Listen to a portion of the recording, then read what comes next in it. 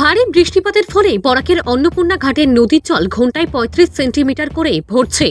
মঙ্গলবার ভারী বৃষ্টিপাতের ফলে বরাকের অন্নপূর্ণা ঘাটের নদীর জল ঘন্টায় ৩৫ সেন্টিমিটার করে ভরছে এবং বিপদসীমা রয়েছে ১৯.৮৩।